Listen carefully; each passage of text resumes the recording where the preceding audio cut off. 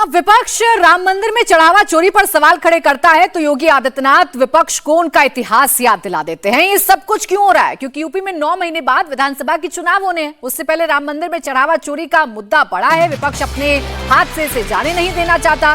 विपक्ष योगी और बीजेपी पर पूरी तरीके से हमलावर है। अभी तक समाजवादी पार्टी सवाल पूछ रही थी, अब कांग्रेस भी एक्टिव हो गई है। कांग्रेस का डेलीगेशन राम मंदिर जाने की कोशिश में है, जिसमें कांग्रेस सांसद, विधायक, पूर्व सांसद, कांग्रेस के पूर्व एमएलसी शामिल हैं। लेकिन उससे पहले कांग्रेस प्रदेश अध्यक्ष अजय राय को अयोध्या के गेस्ट हाउस में हाउस अरेस्ट कर लिया गया है।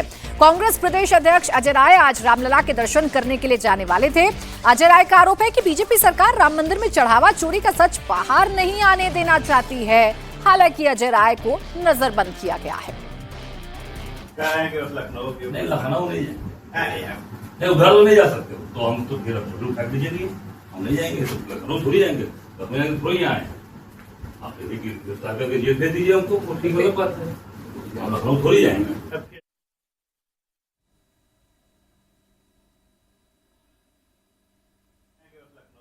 लखनऊ नहीं जाएंगे, उधर नहीं जा सकते तो हम तो फिर फेंक दीजिए। आज हम सब लोग प्रभु भगवान श्री राम का दर्शन करना चाहते थे, पर आज भाजपा की सरकार ने हम लोगों को अरेस्ट करके आचार्य नरेंद्र देव कृषि विश्वविद्यालय के गेस्ट हाउस से बंद किया हुआ है और हमारे सभी साथियों को बंद किया हुआ है।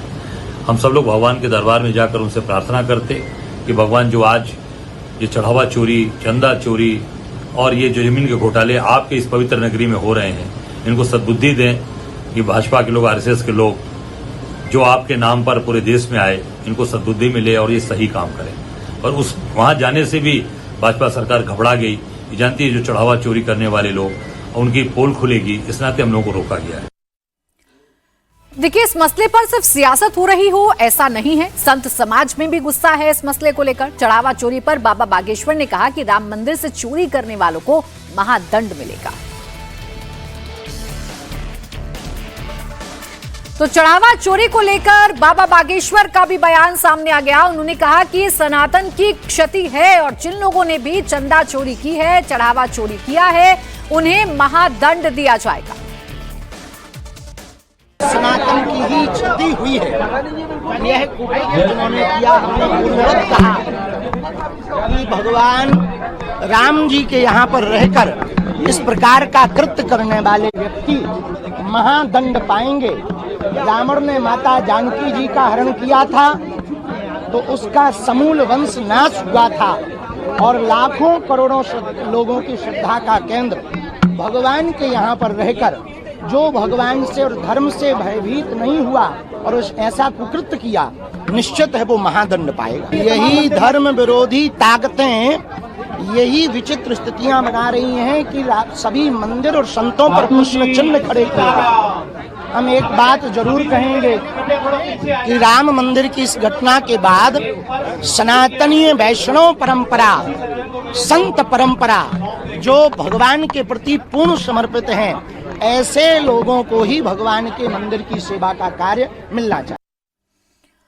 आगे बढ़ेंगे, अब बात करेंगे पेपर लीक और परीक्षा में गड़बड़ी की। जयपुर में पैरा मेडिकल की डिप्लोमा परीक्षा में गड़बड़ी और नकल का मामला सामने आया, जिसका भंडाफोड़ किया है। एक परीक्षा केंद्र पर विद्यार्थियों को सामूहिक नकल करवाने की तैयारी थी। हालांकि पुलिस को समय रहते सूचना मिली और पूरे मामले का भांडाफोड़ किया। पुलिस ने कॉलेज संचालक, उसके भतीजे सहित 4 लोगों को गिरफ्तार कर लिया है। देखिए, पैरा मेडिकल की परीक्षा थी जिसमें नकल करवाई जा रही थी और ये नकल पूरा का पूरा कॉलेज मिलकर कर रहा था या उसका संचालक की मिलीभगत से हो रहा था, ये कहा जाए तो गलत नहीं है। अब इस परीक्षा को रद्द किया गया तो जाहिर बात है कि जो छात्र परीक्षा देने पहुंचे थे उनका गुस्सा भी फूट पड़ा और उन्होंने तोड़फोड़ शुरू कर दी, हंगामा करना शुरू कर दिया। मनीष भट्टाचार्य जयपुर से जुड़ गए, ज्यादा डिटेल्स हमें देंगे। मनीष, बताइए क्या है ये पूरा मामला? अगर संचालक को भी गिरफ्तार किया जा रहा है, उसके भतीजे को भी गिरफ्तार किया जा रहा है, तो क्या पूरा का पूरा कॉलेज ही संलिप्त था इसमें? जी हाँ, बिल्कुल। देखिए, 4 लोगों की गिरफ्तारी हुई है। नाम भी मैं बता देता हूँ। कृष्ण कुमार सैनी जो कि एचओडी है, दूसरा शंकरलाल जाट, रामकृष्ण मंडीवाल जो कि कॉलेज संचालक है, और देवकृष्ण मंडीवाल। इन चारों लोगों को गिरफ्तार किया है। इन चारों लोगों ने पूरी तैयारी की थी कि जो 45 छात्र वहाँ पर परीक्षा दे रहे हैं, इनको बाकायदा पर्ची के साथ और फ्रेम के साथ एक बना के ये पूरा नकल कराया जाएगा प्रोजेक्टर लगाकर। उसके बाद जैसे ही छात्रों को पता लगा तो उन्होंने पुलिस को सूचना दे दी। पुलिस ने छापेमारी जैसे की तो जो बच्चे नकल दे रहे थे, कर रहे थे, उसके बाद कॉलेज के पीछे से फरार हो गए।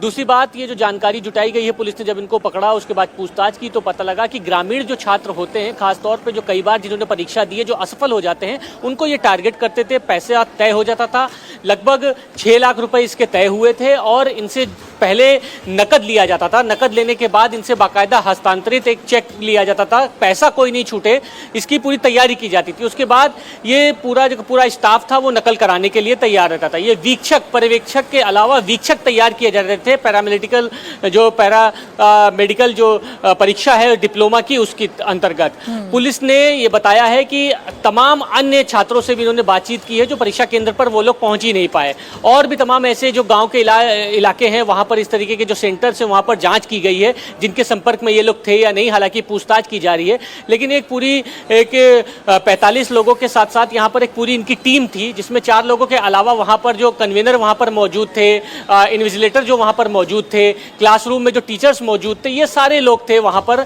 और एक एक बच्चों को चयनित किया गया था कि इन लोगों से पैसा ले लिया गया है, लिहाजा इन सबको एक ही जगह रूम पे रखा जाए और उसके बाद इनको प्रोजेक्टर पे सारा का सारा सॉल्विंग पेपर दिखाया जा रहा था। सही समय पे पुलिस को पता लगा, लेकिन छात्रों में ये बात पता लग गई और उसके बाद कॉलेज में तोड़फोड़ की। तोड़फोड़ के दौरान छात्रों ने नाराजगी जताई कि तमाम सरकार दावे करती है, तमाम कोशिश करती है, लेकिन उसके बावजूद भी पेपर लीक होता। अंततोगत्वा ये भी पेपर लीक हो रहा था। ये तो कहिए कि पुलिस को पता लग गया, लेकिन ये परीक्षा पूरी तरीके से रद्द कर दी गई है। दोबारा ये परीक्षा आयोजित की जाएगी।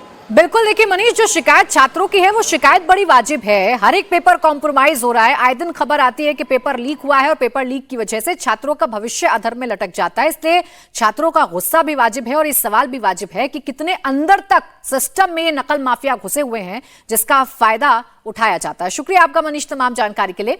राजस्थान में नकल का भंडाफोड़ हुआ तो महाराष्ट्र में टीईटी पेपर लीक का बिहार कनेक्शन सामने आ गया। मुंबई पुलिस ने पेपर लीक कराने के आरोप में पटना के राजीव शाह और आकाश कुमार के अलावा हरियाणा के धीरज सिंह को अरेस्ट किया है। इस केस में बिहार के ही एक शख्स विजेंद्र गुप्ता और सोनीपत के कपिल दहिया की तलाश है। विजेंद्र गुप्ता बिहार के समस्तीपुर का रहने वाला है। उसे इस पेपर लीक नेटवर्क का मास्टरमाइंड बताया जा रहा है। जांच में पता चला है कि विजेंद्र गुप्ता का नाम इससे पहले बिहार शिक्षक भर्ती परीक्षा, नीट यूजी 2024 और Odisha SSC JE paper leak में भी आ चुका है।